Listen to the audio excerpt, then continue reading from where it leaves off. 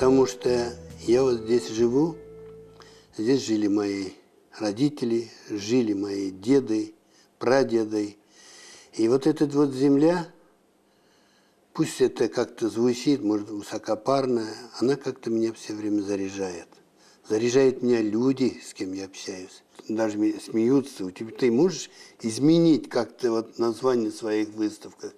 Мой Башкортостан, Башкортостан сердце моем, Башкортостан от Азери, Башкортостан земля дружбы. Вот я все начинаю именно вот с своего Башкортостана. 30 лет тому назад мы собрались 7 амбициозных фотографов для того, чтобы создать фотоклуб. И вот его, эта творческая жилка, создавать, организовывать, она проявлялась всегда на протяжении вот того времени, как я его знаю. Организовать ли Союз фотохудожников Республики Башкортостан, один из первых в России и в Советском Союзе в то время. Или организовать акцию «Природа, культура Башкортостана», или собрать творческий вечер фотохудожников республики. Очень такой заинтересованный был мальчиком и очень юмористом. Юмористический, он разговаривал с нами, с учителями, как наравне. Без вредных привычек, такой деревенский простой мальчишка, открытый, одевается как хочет, как может. Друзья достойные, какие преданные, они были очень дружные. Он остался вот таким же, вот та же улыбка, те же слова добрые. И вот доброта у него заложена с детства. Он же увлекся портретами. Это от доброй души. Да. Он понимает душу старика, старушки, подруги, женщин, детей. Это значит, у него душа открытая для других людей. Ну, мягкий, добрый человек. В разговоре с Равилем каждый раз мы обсуждали его вещи. Многие картины мне его знакомы. И я всегда говорил ему, что тебе лучше всего удаются портреты людей. Потому что там только познается не только характер, но и само время проявляется.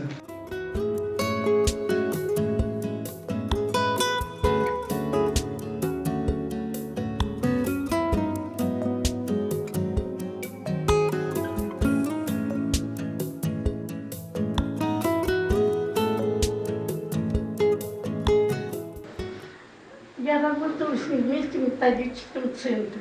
И вот как-то я вспоминаю, посмотрели его фотографии, бабушки седые, дедушки без зубов.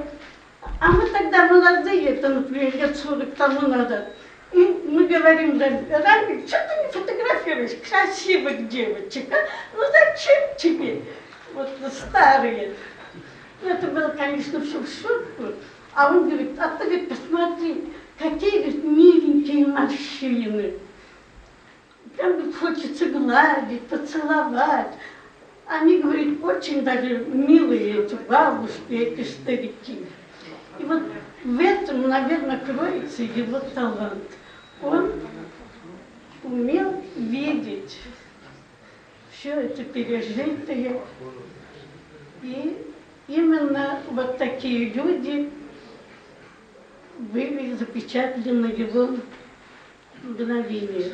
Я его односельчанин из деревни Коржалов знаменитого, который вот сегодня постепенно готовится исчезнуть, а столько знаменитости эта деревня дала, и насколько много вложили вот, предыдущее поколение для того, чтобы Башкирия процветала, Россия осталась замечательной, сохранилась и так далее. Вот я только скажу, что как Рамиль Исмагилович любил деревню, и как он оставил его в памяти людей и для истории оставил. Мы часто домой ездили вместе, переживали, открывали школу, открывали мечеть, помогали, чем могли. Его инструменты, которые звучат в мечети сейчас, это его. Это потом мы провели «Здравствуй, односельчане».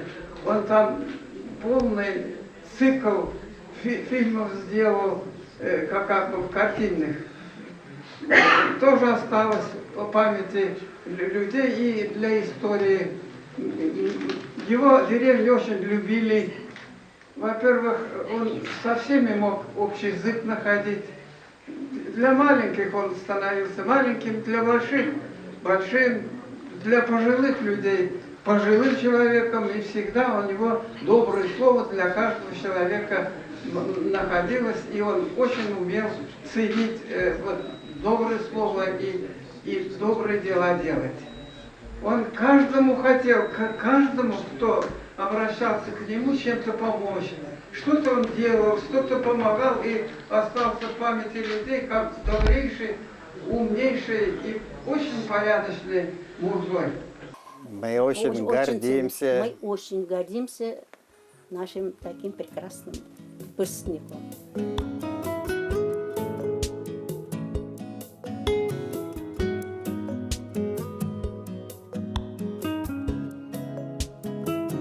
Вот. У нас вот был прекрасный фотохудожник Рафаэль Исламов. Уникальные были художники.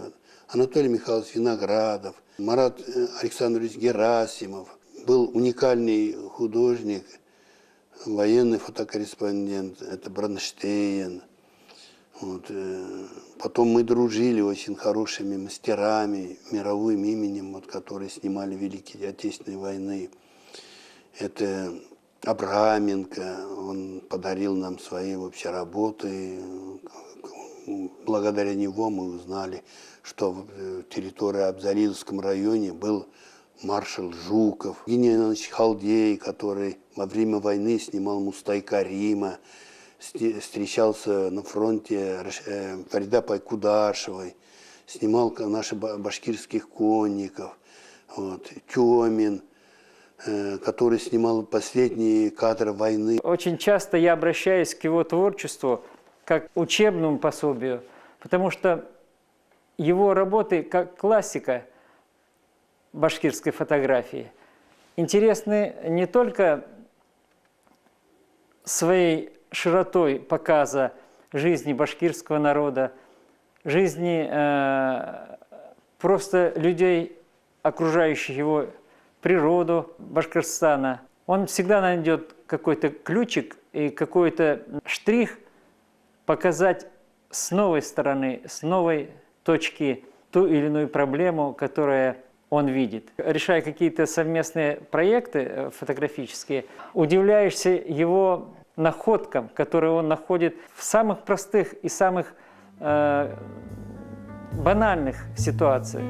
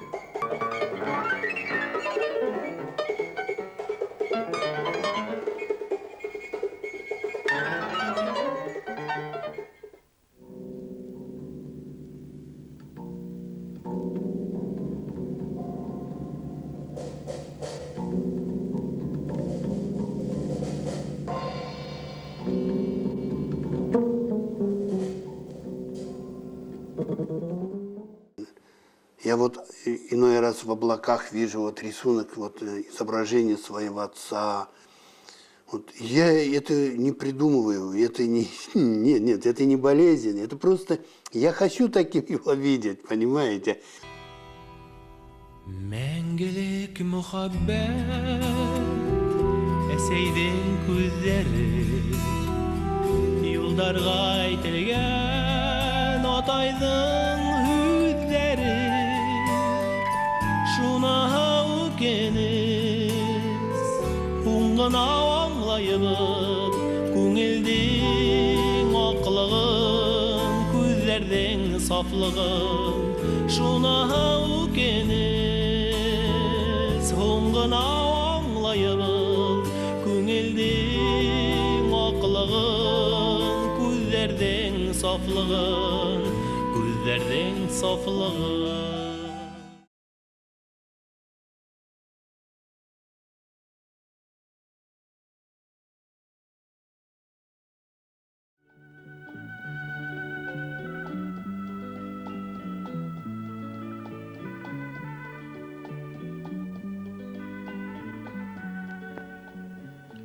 Над моим дедушкой Исмагилом колхозники иногда шутят. Дед машины не любит. Пусть, говорит, их совсем не будет. Дедули лошадей любит. Правда, меньше, чем меня. Меня сонных шершавой рукой по щеке погладит и на конюшню уйдет. Конюхом дедушка работает. Это, говорит, самая лучшая должность в колхозе. Колхозных лошадей своими называет.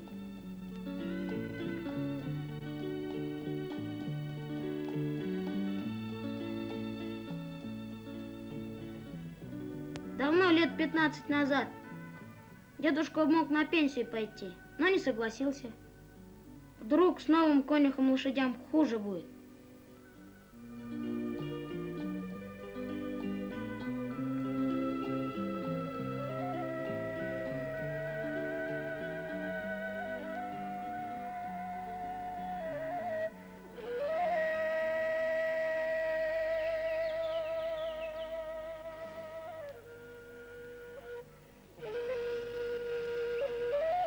Во время войны дед Исмагил в кавалерии служил.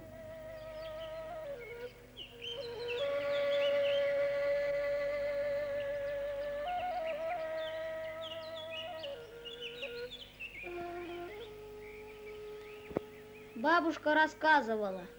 Сел на коня Исмагил, он тогда дедушкой не был, а потому его просто Исмагилом звали.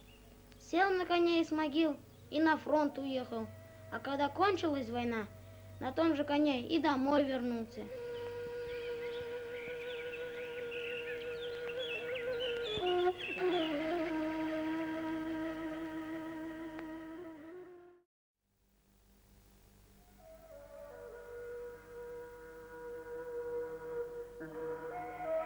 Biz İsmail bile 50 yıl tırdık. 87 yılına Отын туйыбызны өткердік. Прожили мы с Исмагилом 50 лет. В 87 году справили золотую свадьбу. Жизнь прожить, не поле перейти. Были у нас и счастливые, и трудные минуты. Времена были непонятные. Это сейчас говорят сталинизм, годы застоя. А мы, комсомольцы тех лет, за Сталина в огонь и в воду шли. В 1938 году, когда он работал в колхозе конюхом, в его шутках кто-то увидел критику и начали его таскать. Родные говорили, может, уедете, пока не забудется. А у нас только родился первый сын, и мы ночью тайком уехали в Среднюю Азию. Тогда все уезжали туда.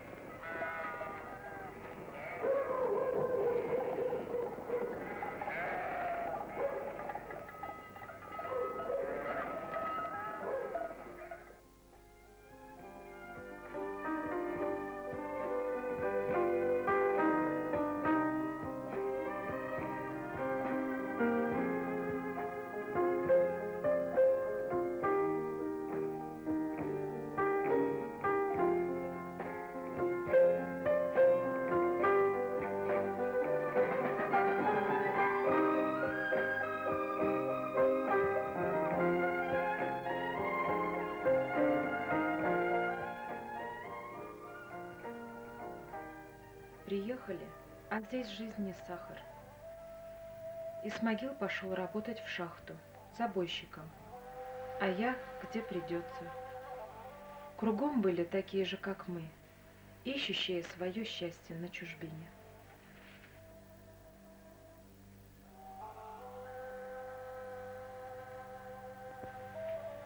Жили дружно, помогая друг другу.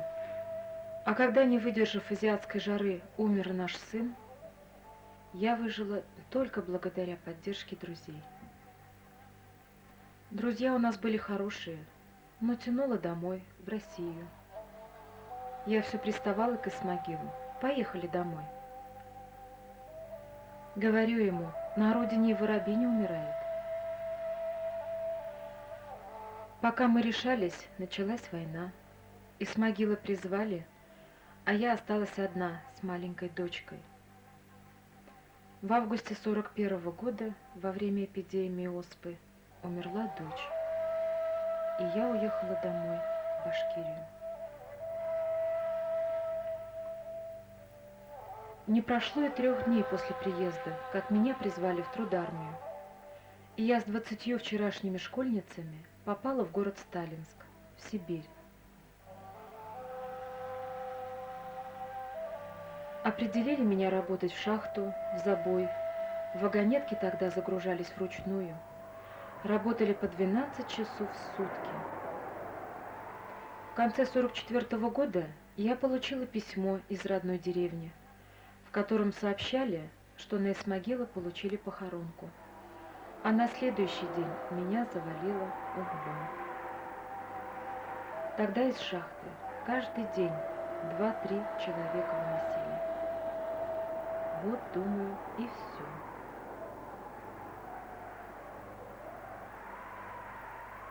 Больше года пролежала в больнице, и где-то в конце 45-го года выписалась инвалидом 2-й группы. В 30 лет одна, без детей, на чужбине. Мне дали комнату в общежитии, пенсию. Живи, говорят, поможем. А меня на родину тянуло, и никак не могла поверить, что Исмагила нет.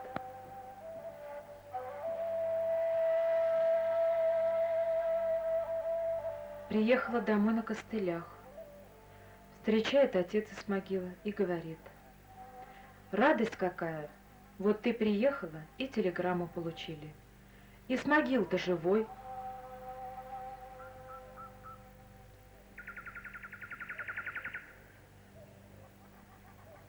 Начали жить по-новому. Исмагил работал сначала в колхозе, а потом на железной дороге. Ценили, уважали его везде.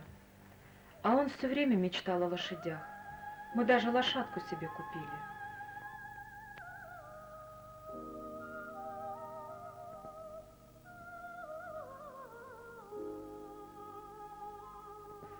Родилось у нас еще 3 детей, 2 дочери и сын.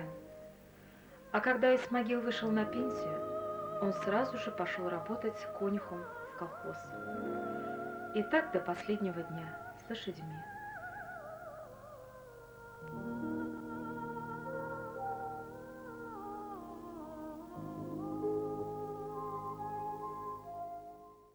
Рамиль Исмагилович Кельмаматов, мой прекрасный друг, юный друг и мой учитель.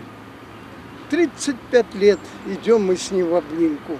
Подарил мне альбом. Когда я этот альбом получил, я просто, сказать попросту, обалдел от счастья. Такие фотографии поразили меня. О нашей жизни, о наших прелестях и о наших трудностях, недостатках. Сейчас этот альбом гуляет у детей, а они там на работе показывают, так что ведь это все не лежит. Рамиль Исмагилович очень корректный товарищ, ведь нас вот в любительском кино ведь как склоняли, как нас ругали, а он ценил в тебе все качества, никогда не унижал, он всегда находил подход. И вот его характер, он отражен как раз в его сегодняшних работах. Мы в 90-м году первый раз организовали эту акцию «Природа, человек, культура». И начинали именно с нашей самой главной, наверное, красивой и проблематичной реки вот Агидели. Вот именно в 90-м году была Агидель проблемная, еще вокруг него строили там разные атомные станции, там экологические проблемы были. Вот. И вот совместно мы вот этот вот поднимали проблемы защиты экологического пространства Агидели и сохранения культуры народов вот нашей республики. После этого мы вместе с Союзом фотохудожников России организовали акцию «Фотохудожники мира за экологией и культурой России».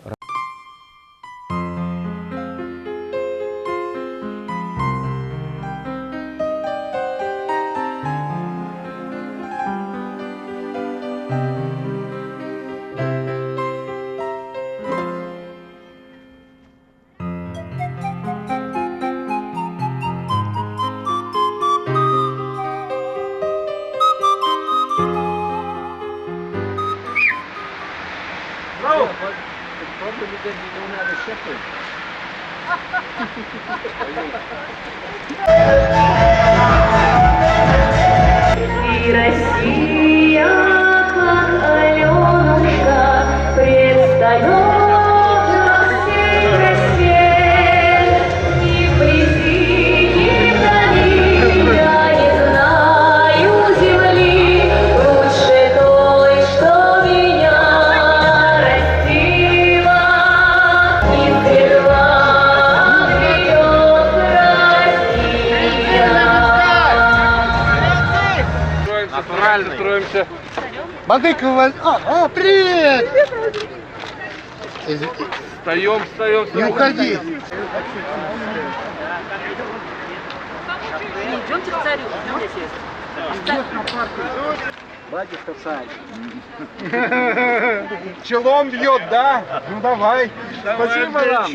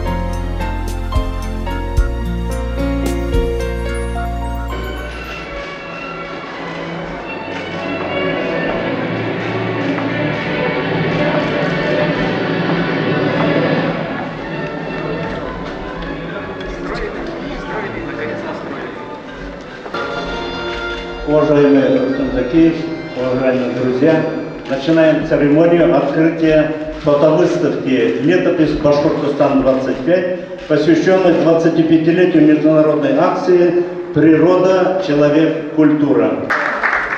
А сейчас я хотел бы подарить Рустаму Закиевичу фотографию, которую я сделал в космосе. А вот это потому, что кто-то приделал в Башкирии. Это Канада. А вы представляете, большой экран. Действительно, 25 лет тому назад у нас было очень сильное наводнение в Гурзянском районе. мы, фотохудожники, пришли к Рустаму Закиевичу, я говорю: Рустам Закиевич, вот такое дело. Он говорит: все, давайте собираемся, поедем. Ну, мы, конечно, люди добрые. Один раз Рустам Закиевич согласился быть председателем оргкомитета. Он у нас уже 25 лет, мы с этой должности его не освободили. Сегодня я от имени всех фотохудожников, которые участвовали в этой акции в течение 25 лет, это где-то 100 фотографов с разных стран мира вот, работали. Хочу докладывать, значит, мы каждый год выпускаем по итогам нашей акции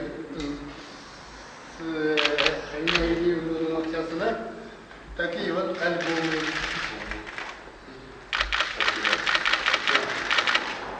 Большое спасибо вам за поддержку, понимание. А мы вот сейчас выезжаем двумя группами по республике. Аллах привезем многие хорошие фотографии. Действительно, вот Юрий Михайлович сказал, конечно, фотограф нужен свой дом, как в Москве и Питере. Тем более вы сами фотограф. Понял, для чего вы меня говорите.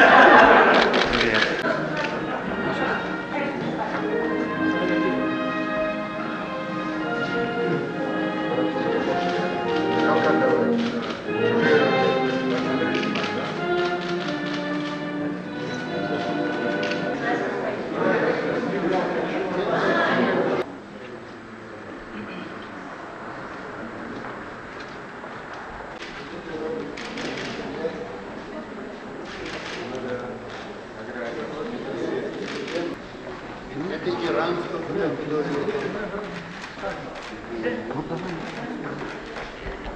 Это хакасия. Это итальянские студенты, 4 человека начали.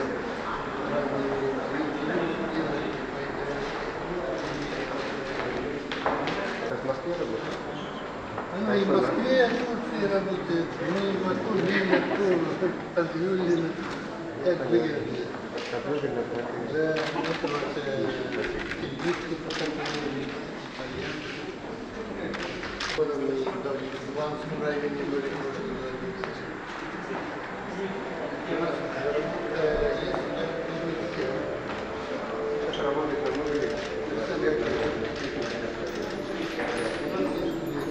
есть московского фотохудожника Букина, секретаря Союза.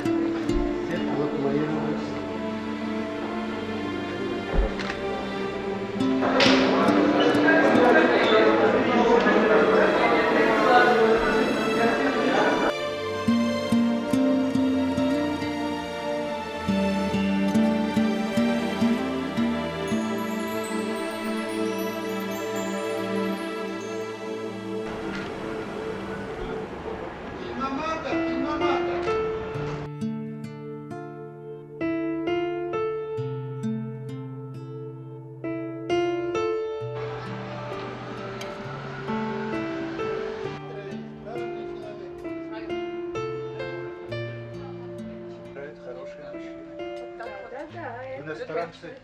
Прекрасно. Мы открыли сегодня 8 выставок, 3 выставочных зала. Участвовали в пресс-конференции. Вот. Большое спасибо тем авторам, которые показывали свои выставки сегодня. Это очень большой труд. Готовить. Вот челябинцы, они приехали вчера и сами повесили свои работы. Вообще спасибо.